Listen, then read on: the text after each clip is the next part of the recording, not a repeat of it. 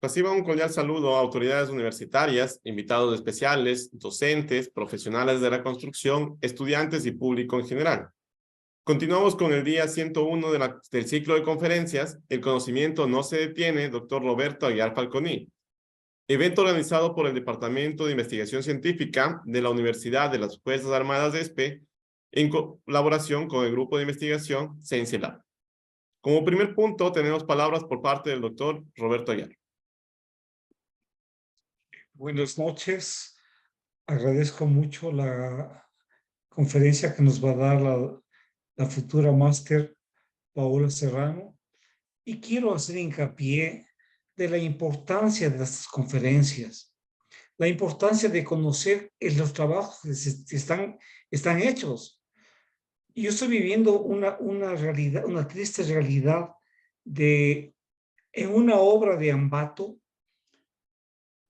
hace un estudio de SPT únicamente hasta 3 metros de profundidad.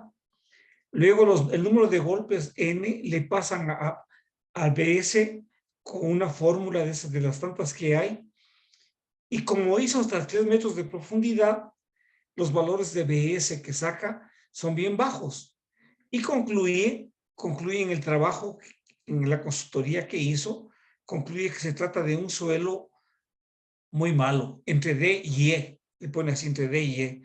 Entonces la idea es, miren, si hacen ustedes SPT, no le haga únicamente hasta 3 metros, hágale hasta los 30 metros por lo menos, o haga también directamente estudios geofísicos para sacar el BC30, pero hasta la profundidad que se pueda.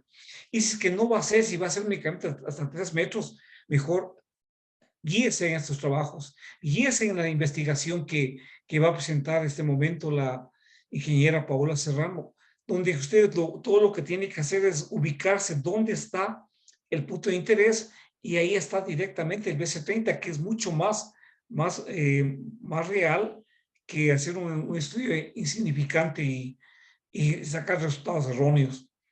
Entonces, por ese motivo es muy importante la difusión de tanto trabajo que se ha hecho.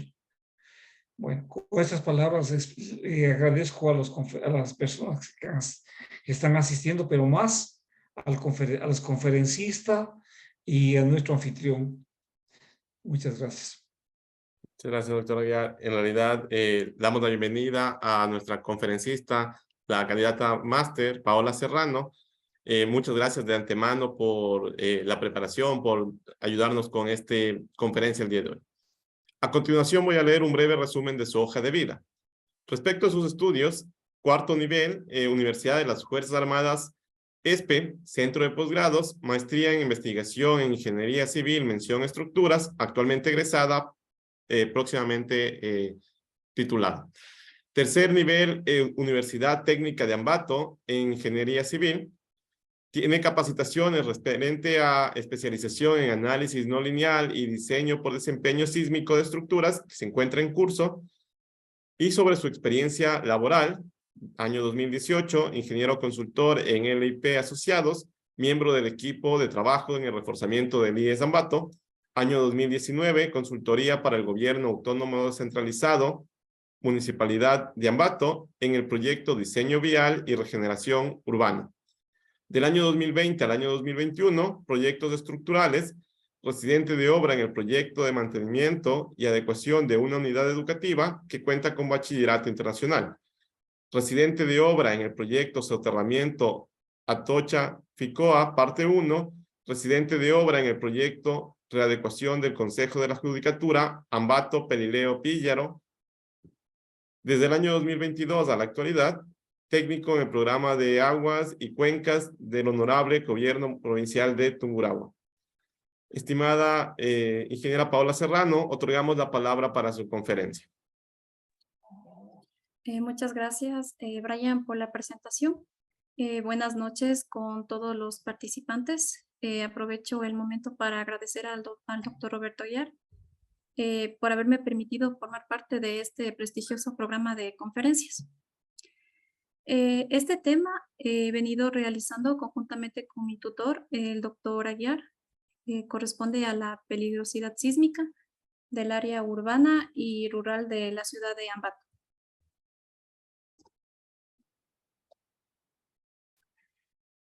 Para empezar, es necesario conocer los antecedentes de los estudios de amenaza sísmica registrada en Ecuador continental.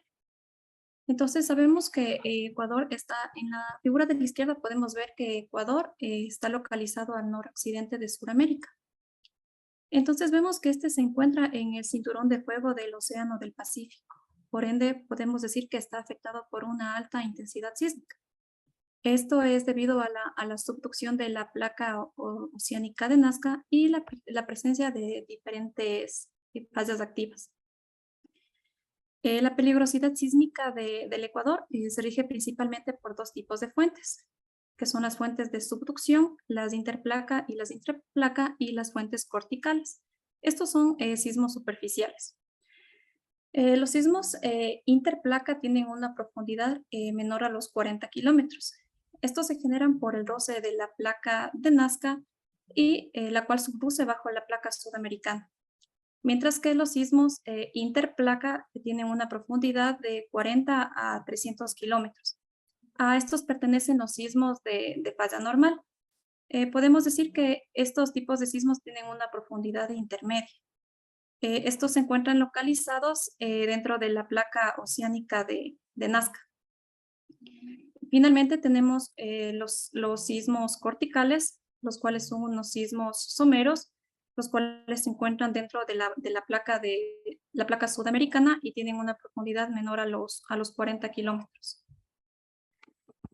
Ahora, para empezar, yo creo que es necesario conocer la sismicidad que se ha registrado en el pasado, debido a que estos sismos se pueden producir nuevamente en el futuro.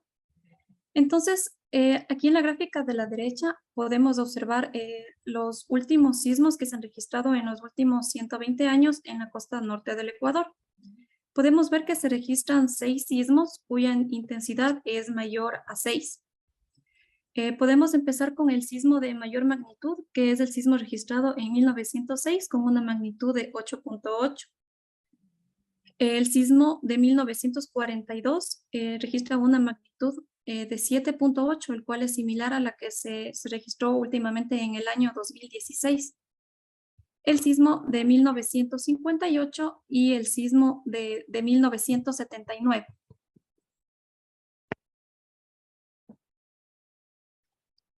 Ahora analizaremos de una manera más local referente a la ciudad en la que se hizo el estudio. Uno de los terremotos que ocasionaron bastante daño a la ciudad de Ambato fue el registrado el 5 de agosto de 1949, con una magnitud de 6.8. La mayor parte de las casas, las estructuras sufrieron bastante daño, mientras que otras en realidad se colapsaron. En ese entonces, la mayor parte de las edificaciones eran de adobe, mientras que las construcciones que eran de uso especial o esencial, como son las iglesias y los hospitales, eran una mezcla de adobe y ladrillo. Una de las iglesias más conocidas aquí en la ciudad de Ambato es la de la catedral. Esta catedral durante este sismo sufrió bastante daño porque la cúpula colapsó y esto ocasionó la muerte de bastantes personas que se encontraban en ese momento dentro de la iglesia. En la figura del medio podemos ver cómo quedó el hospital de Ambato. Entonces, si nosotros nos ponemos a pensar, si recibimos en este momento un sismo y nuestro hospital queda de esta manera, ¿dónde van a acudir todas las personas que quedaron afectadas después del sismo? Aquí podemos ver la importancia de diseñar de una manera eficiente y correcta las estructuras, por ende necesitamos definir de una mejor manera los espectros.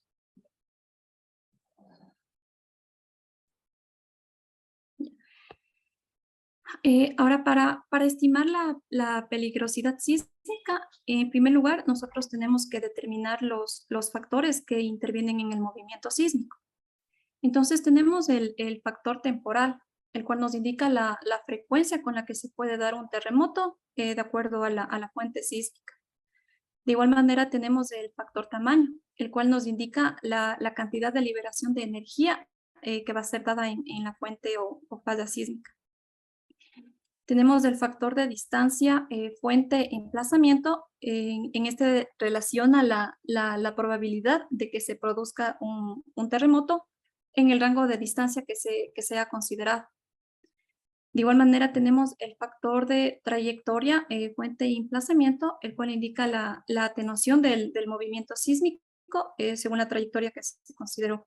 Y finalmente tenemos el factor de sitio, el cual define las características topográficas, litológicas y estructurales de acuerdo al sitio de emplazamiento. Por ende, los dos primeros factores están relacionados con el modelo de recurrencia de sismicidad de cada fuente. El modelo más utilizado es el modelo de Gutenberg y Rich, que es el que de igual manera se ha utilizado en este estudio. Mientras que los otros factores están relacionados con los modelos de ecuaciones de movimientos fuertes. Ahora, para estimar la peligrosidad sísmica, tenemos métodos determinísticos y métodos probabilísticos. Los métodos determinísticos consideran un valor específico. Es decir, en un terremoto considera una magnitud y una distancia referente al sitio de estudio. Estos métodos estiman el movimiento correspondiente a un escenario sísmico. Entonces se selecciona el escenario más desfavorable siempre y cuando se le haga con un criterio conservador.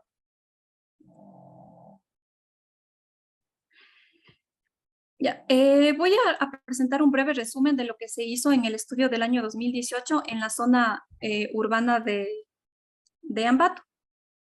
Entonces, se realizaron estudios geofísicos y geotécnicos para poder determinar el periodo de vibración y la velocidad de onda de corte de los suelos. Entonces, en la figura del medio podemos ver las curvas, se elaboró las curvas de periodo de vibración del suelo, en donde en la zona urbana se obtuvo que los suelos tienen un periodo de vibración menor a 27 segundos.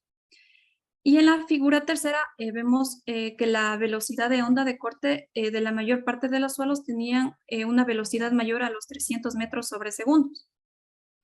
Y finalmente se clasificó los suelos como tipo C, D y E, en donde se encontró que la mayor parte de los suelos son suelos tipo C. Los puntos rojitos que se ven aquí en la figura eran suelos que se habían determinado como rellenos. Entonces, como podemos ver, los suelos de la zona urbana de Ambato se puede decir que son bastante buenos.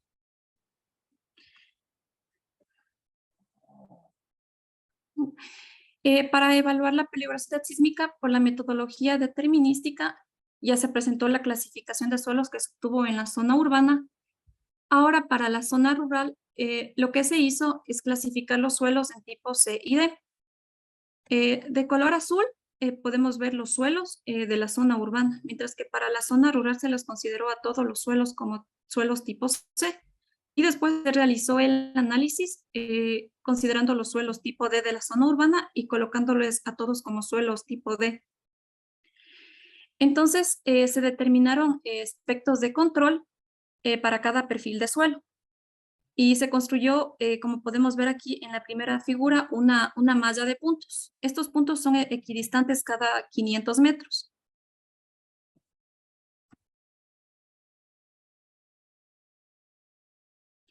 Entonces, de acuerdo a la clasificación que se tenía de los suelos, se halló los aspectos en cada punto y se analizó las fallas que pueden generar sismos de mayor magnitud. Entonces, posterior a esto, lo que debíamos hacer es determinar las fallas que ocasionaban daño a la zona de Ambato. Entonces, nosotros sabemos que el desplazamiento a lo largo de un plano de falla puede ser expresado en forma de un vector. Y este vector puede tener dos componentes, la horizontal, que se le conoce como cizalla o las fallas de Strick-Slip, que vemos acá en la parte inferior, y también una componente vertical que se le conoce como Deep Slip, en las que se clasifican las fallas normales o inversas. Entonces, una falla normal es donde el plano de falla buza hacia el bloque hundido, que es lo que conocemos con el nombre de hanging wall. Mientras que en la falla inversa el plano de inclinación tiene un plano de falla mayor a los 45 grados y vemos que este buza en sentido contrario. Mientras que en la falla Strick-Slip tenemos un plano de falla que es menor a los 45 grados y el plano de falla acusa en dirección opuesta referido al bloque hundido. Entonces, para nosotros encontrar las fallas que afectaban a la zona urbana y rural de Ambato, se acudió al catálogo sísmico, al catálogo de fallas propuesto por EWES y por Chunga. Entonces, es un catálogo bastante completo, en donde obtenemos parámetros como el tipo, la geometría, la longitud de la falla, la cinemática, la profundidad asociada al plano de falla, también la forma, la tendencia estructural y morfológica sobre los terrenos. Más adelante veremos que estos parámetros son importantes para calcular la distancia horizontal desde la falla activa hasta el sitio de emplazamiento. Entonces, en la fotografía de la izquierda podemos ver las fallas que afectaban de manera directa a la zona urbana de la ciudad. Y es la falla la 49, la 50 y la 51, correspondiente a la falla de Ambato, Huachi y Totoras. Mientras que para evaluar la peligrosidad sísmica en la zona rural de la ciudad de Ambato fue necesario considerar otras fallas. Por ende, se consideró 4 fallas adicionales, que es la falla 10, la falla 11, 16 y 28, que podemos observar en el gráfico de la derecha que cruzan la zona rural de la ciudad de Ambato, por lo que este estudio se lo realizó con estas 7 fallas mencionadas. Como podemos ver aquí en los parámetros característicos, vemos que estas 7 fallas tienen una longitud de traza mayor, en su mayoría, superior a los 12 kilómetros. Todas estas fallas se encuentran por debajo de la ciudad de Ambato. Entonces, si nosotros tenemos un sismo de una magnitud de 6.5 o 6.6 y su epicentro está cercano a la ciudad o bajo la ciudad, vemos que va a ocasionar bastante daño. Por eso es necesario considerarlo en este estudio. Para el cálculo de la magnitud se ocuparon las ecuaciones de Wells y Coppersmith y las de Leonard. De acuerdo a los principios geológicos propuestos por Wells, Coppersmith y Leonard, el tamaño y la forma de ruptura del plano de falla son dependientes de la magnitud del terremoto. Entonces nos decían que si se presenta un evento con una gran magnitud, vamos a tener grandes rompimientos en proporciones largas. Y de igual manera son anchas distribuidos en el plano de falla. Para nuestro estudio se consideró que las 7 fallas son fallas activas. Entonces, en la parte de la derecha podemos ver las 3 ecuaciones utilizadas, con las cuales se calculó la magnitud máxima en función del área y la longitud de rotura de la superficie de la falla.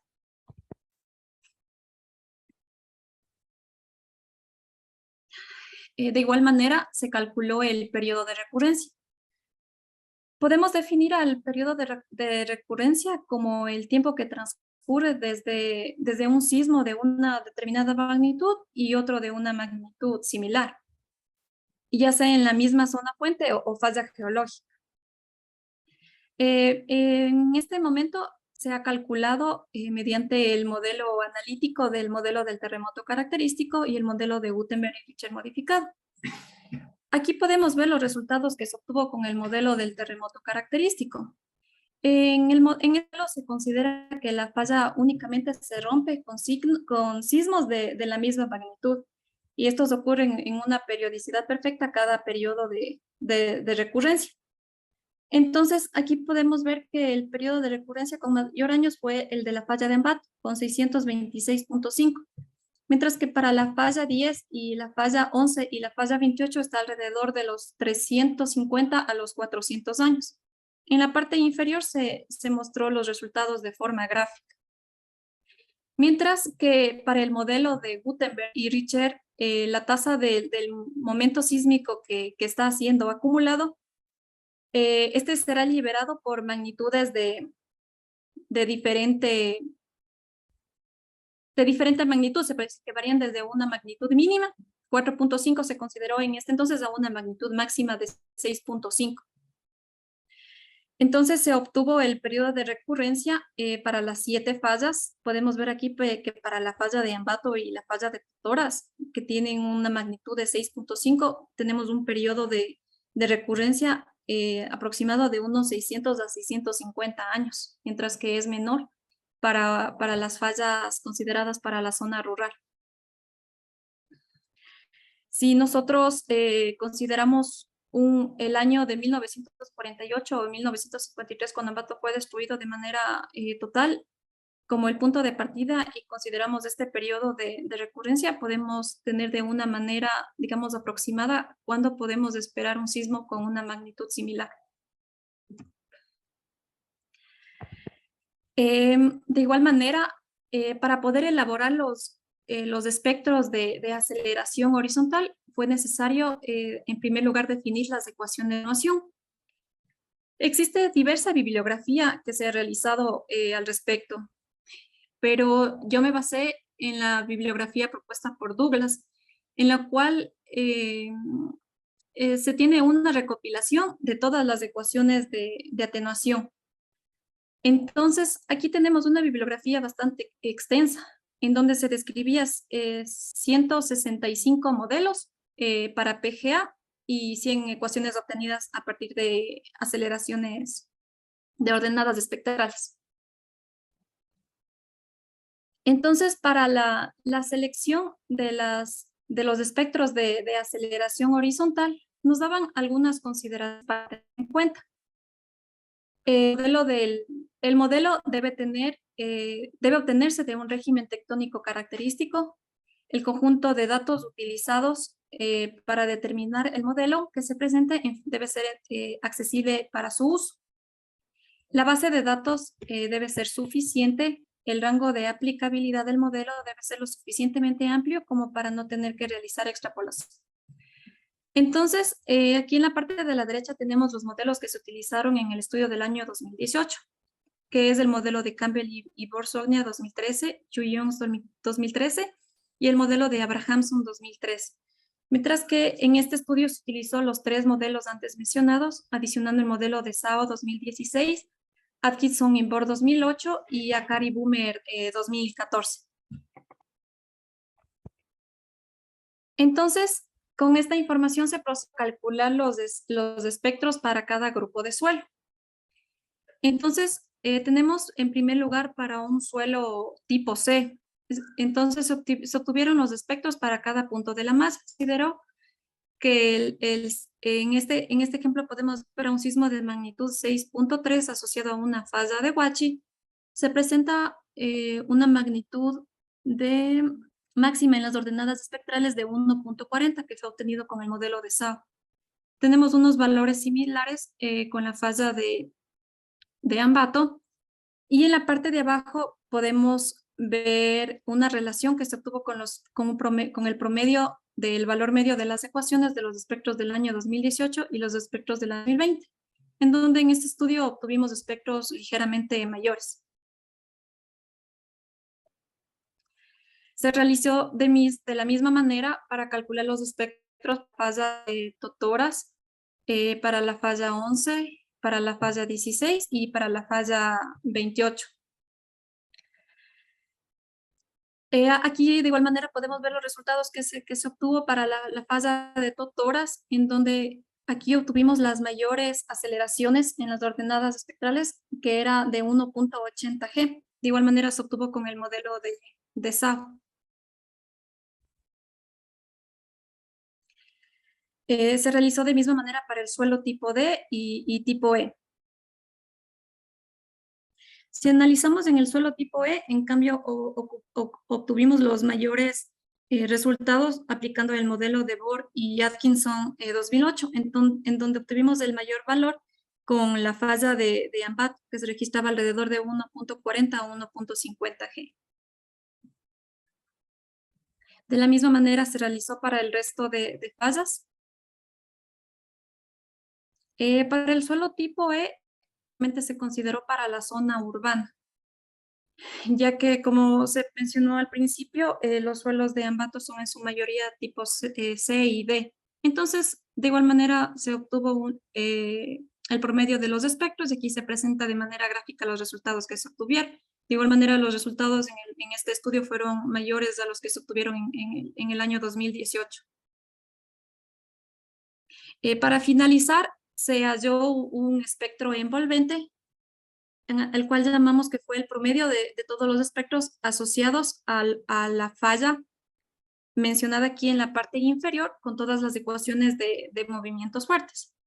Esto se realizó para las 7 fases.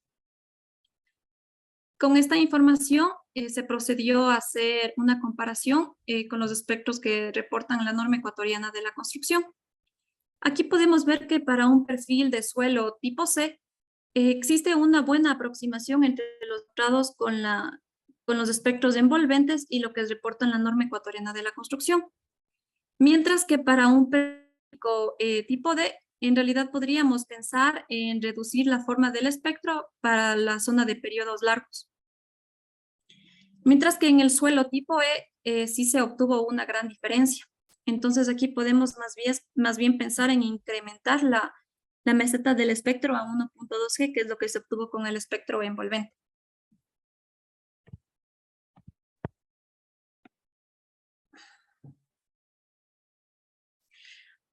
Ahora se va a presentar lo que se realizó con respecto a la componente vertical. En la ingeniería sísmica de nuestro país, la componente vertical es una de las variables que han sido menos estudiadas. Entonces, si nosotros revisamos códigos o normas, vamos a observar que no existe mucha información sobre la respuesta dinámica de las estructuras ante la componente vertical. La mayor parte de las acciones interpretan este efecto de la componente vertical a través de la componente horizontal, utilizando las relaciones de B sobre H. A través de las aceleraciones, desplazamientos, la velocidad máxima del terreno, la magnitud, distancia epicentral, frecuencia y periodo. Uno de los primeros trabajos realizados fue en el año de 1943 por Newmark, en el que se obtuvieron 33 registros de los eventos en Estados Unidos. Aquí se obtuvieron los coeficientes de aceleración máxima de la componente vertical, en donde se llegó al valor de 2/3. Actualmente, en nuestro país, la componente vertical está definido por la norma ecuatoriana de la construcción. Este es mediante el escalamiento de la componente horizontal multiplicada por un valor de tercios. En la norma nos dice que es exceptuando para estructuras de uso especial o esencial que se encuentren en un rango cercano de 0 a 10 kilómetros de la fase superficial. Entonces, en este caso debemos evaluar la componente vertical mediante un estudio de respuesta del sitio. Uno de los estudios que fueron realizados fue en el año 2000 por Campbell.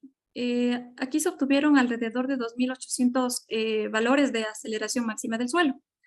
Entonces aquí se obtuvieron leyes de atenuación para estimar la aceleración máxima del suelo y el espectro de respuesta para la componente, ya sea tanto horizontal o vertical.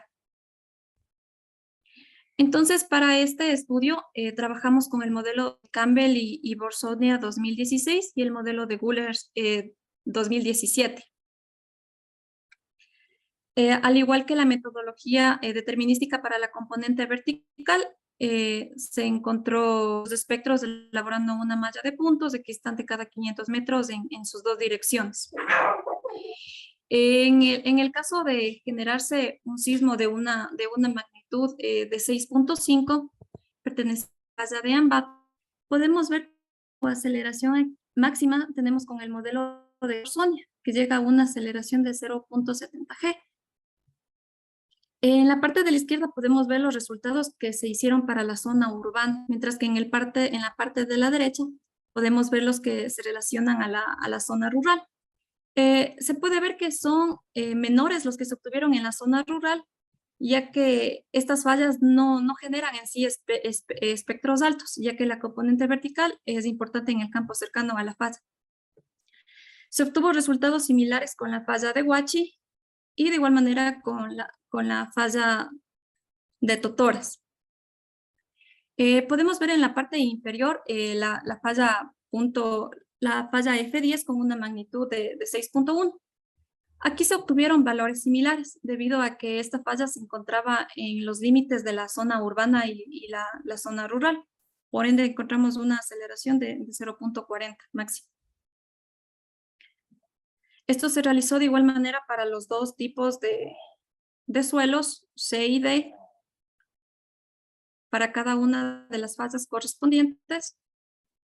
Y de igual manera se obtuvo el espectro envolvente y se comparó con la norma ecuatoriana.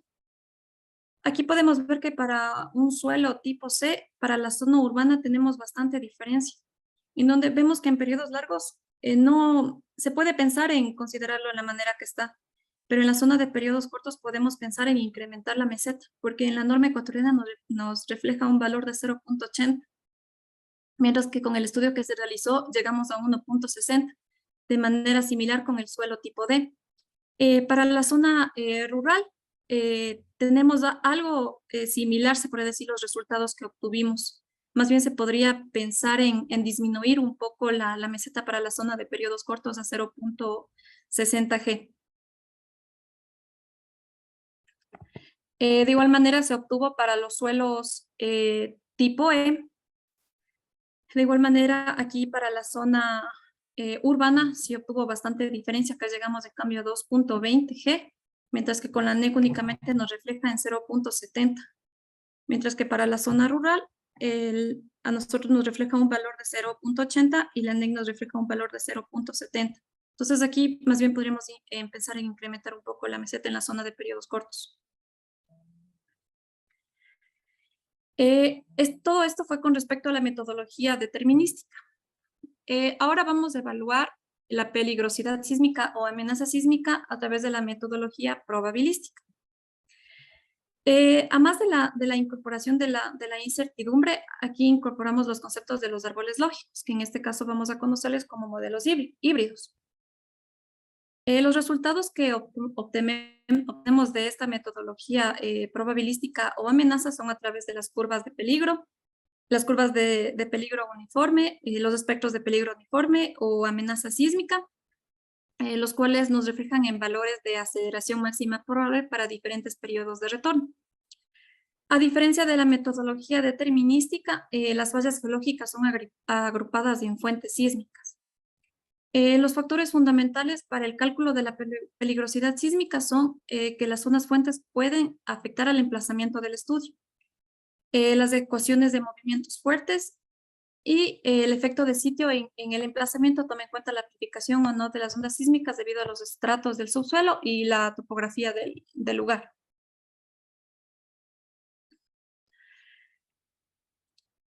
Aquí tenemos las zonas puentes propuestas por Parra. A las zonas puentes las podemos definir como grandes volúmenes de litosfera que tienen una sismicidad homogénea, en la cual todos los puntos en el interior de la zona fuente llevan asociado un modelo de recurrencia, en el cual esperamos una magnitud mínima y una magnitud máxima. Para poder conocer estas zonas fuentes es necesario conocer el de los sismos. Como se indicó al principio, está regido por tres tipos: los de intraplaca, interplaca y los corticales. Entonces, Parra definió las zonas fuentes de la siguiente manera. Definió 14 zonas fuentes como zonas corticales, 3 zonas interplaca, nombradas IFN, IPS e IFS, con bajo ángulo de buzamiento. Y también definió 4 zonas intraplaca que producen una actividad sísmica digamos, de subducción moderada a partir de los 40 kilómetros, que son los ISN, ISS, ISSC y ICSS. Para este proyecto se utilizó las zonas fuertes propuestas por el modelo de BUFAL 2018. Entonces, en este modelo incorpora 4 zonas fuentes para los sismos de interfase o interplaca, los cuales podemos ver aquí en la parte de la derecha, que son Yaquina, Esmeraldas, La Plata y el Golfo de Guayaquil. Además, decidió se definió 6 para intraplaca, que son la parte inferior seguida a talara, y también se definió 10 zonas para los sismos corticales. Las últimas 2 zonas fuentes que vemos, los BGN y BGS, son donde van los sismos que no se pueden asignar una de las áreas fuentes.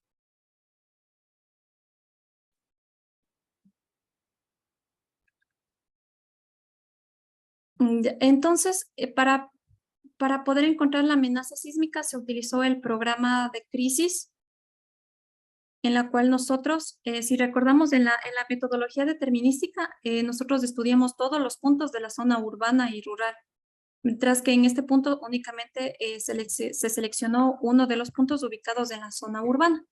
Los factores que se consideró para seleccionar este punto que corresponde a Huachi, la Magdalena, dependen de su ubicación geográfica, las características físicas, las características geológicas y la densidad poblacional. Se procedió a ingresar las coordenadas en el programa Crisis previo a la inserción del mapa. De igual manera, se ingresó las zonas fuentes. Como podemos ver aquí, se trabajó con el modelo de BEUFA 2018, en el que se ingresó las 22 zonas fuentes, las 5 interfase o interplaca, las 6 interplaca y las 11 fuentes corticales. Aquí en la parte de la derecha podemos ver los parámetros de sismicidad que de igual manera se ingresaron en el programa.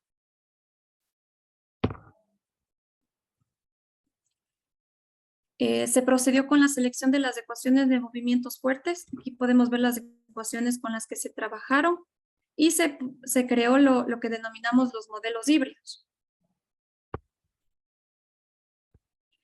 En realidad el programa se corrió alrededor de 12 veces,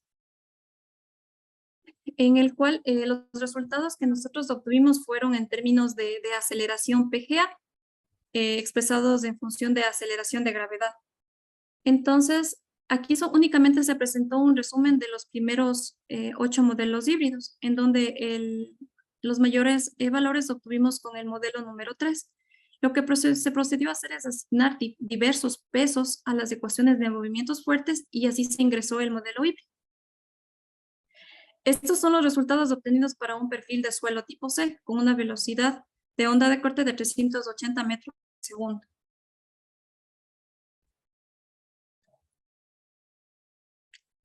Aquí podemos ver los resultados que obtuvimos con este tercer modelo.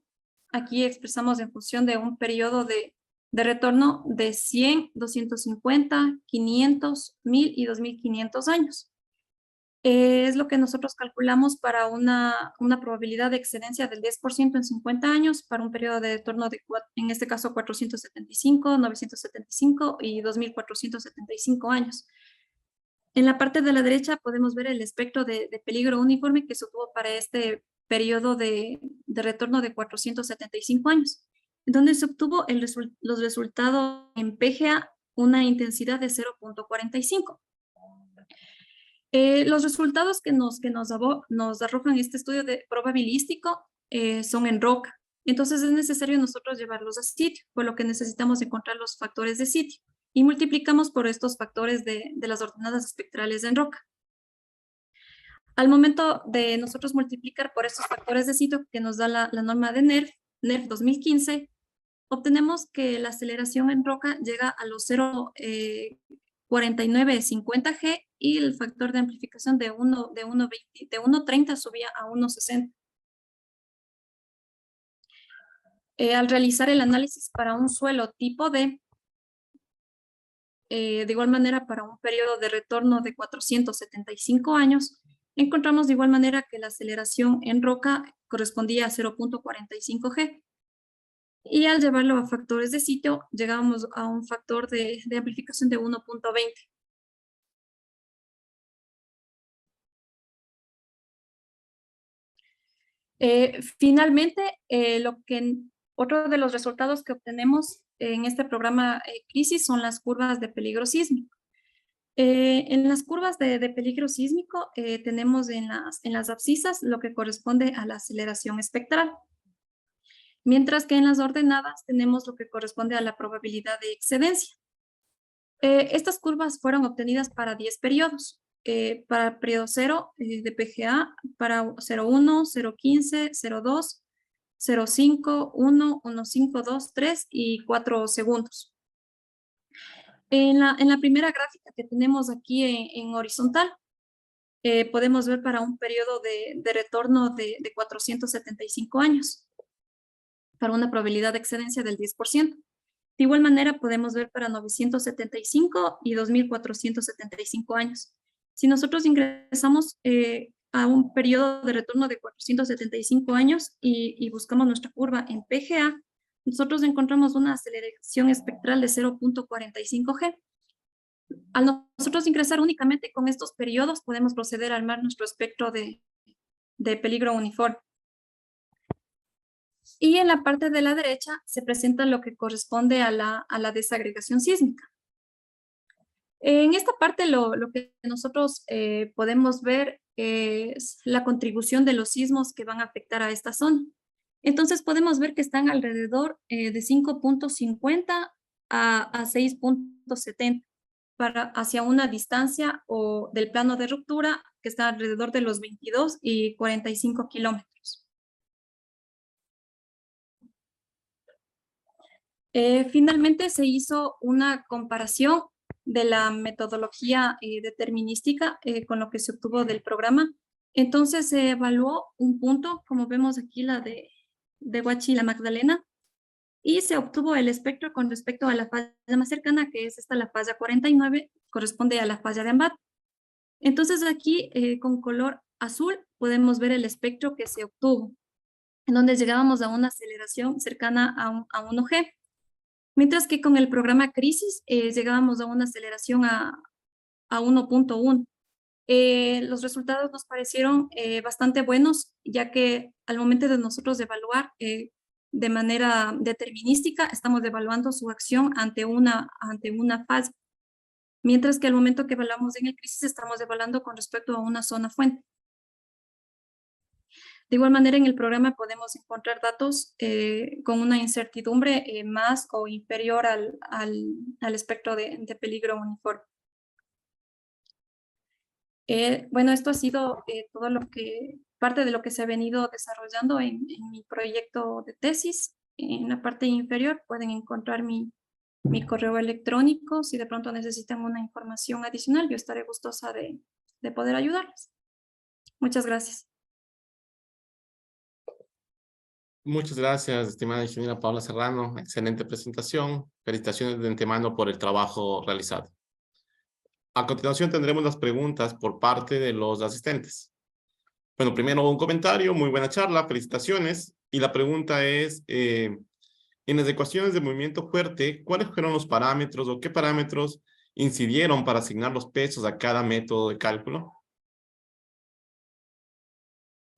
Ya, los parámetros que se obtuvieron primero fue ver los sitios de donde se desarrollaron las ecuaciones de movimientos fuertes, es decir, que los lugares sean similares a los suelos que tenemos aquí en Ambato. Por ejemplo, para el modelo de SAO, los tipos de suelos que tienen ellos son en Cangaguas y es muy similar al suelo que nosotros tenemos aquí en la ciudad. De igual manera, para el modelo de Abrahamson y el modelo de Chuyuns, estos fueron adaptados para diferentes tipos de suelos que son muy similares para los que tenemos aquí en la ciudad de Ambato. Muchas gracias por la respuesta. Tenemos una segunda pregunta. Dice, ¿qué comentario nos puede dar con los diseños de estructuras de 50 años con 10% de probabilidad de excedencia? En realidad, sí, actualmente se diseñan las estructuras para un 10% de probabilidad de excedencia que corresponde a un periodo de retorno de 475 años. Yo puedo decir que este es un diseño bastante conservador, pero sería bueno diseñar las estructuras para una probabilidad de excedencia del 5 e incluso del 2%. De esta manera diseñaremos para una para un periodo de retorno de 2.475 años. Claro que tendremos espectros más altos con unas ordenadas espectrales mayores, pero nuestros edificios, nuestros diseños serán de una manera más segura. Aquí podemos ver un ejemplo de lo que pasó con el último sismo. La mayor parte de las estructuras colapsaron y se tuvieron que derrumbar muchas de ellas. Y fue porque se consideró el 10% de excedencia para su diseño. Entonces yo creo que el resultado hubiese sido muy diferente si hubiésemos considerado únicamente el 5 o el 2%. Muy amable por la respuesta. Nos hace un comentario, excelente conferencia, Paola. ¿Por qué los resultados de los espectros de peligro uniforme con la metodología probabilística tienen un pico predominante en todos los resultados para periodos cortos? Tal vez algún comentario sobre la forma espectral. Más bien depende de la manera en la que le observemos la gráfica, porque para la metodología determinística se hizo me parece que era para 8 segundos, mientras que para los resultados que se presentaron aquí únicamente estaban para 4 segundos. Si nosotros queremos tener diferentes picos con los resultados que obtenemos con la metodología probabilística, únicamente con los resultados que obtenemos de las curvas de peligro, digamos que obtenemos las aceleraciones con 4 periodos. Podemos ocupar la metodología AC17 y podemos obtener unos espectros, se podría decir, con una curva más suavizada. Perfecto, muchas gracias, excelente respuesta. Y finalmente, quiero felicitarle por la presentación. Nuevamente, un excelente trabajo por parte de su maestría y de su director también. En este punto vamos a pasar a palabras por parte del doctor Roberto Aguiar. Bueno, realmente muy complacido al escuchar su trabajo. Muy bien, se nota que ha trabajado y ha trabajado mucho. Es un trabajo muy sólido y que atrás de cada curva que presentó hay una gran cantidad de trabajo. Le felicito y está hablando bastante bien de nuestra universidad, de las Fuerzas Armadas de ESPE, de las tesis que están haciendo nuestros estudiantes, son de calidad, muy buenas tesis. Y siga adelante y espero que se gradúe lo más pronto posible. Es un buen trabajo, felicitaciones.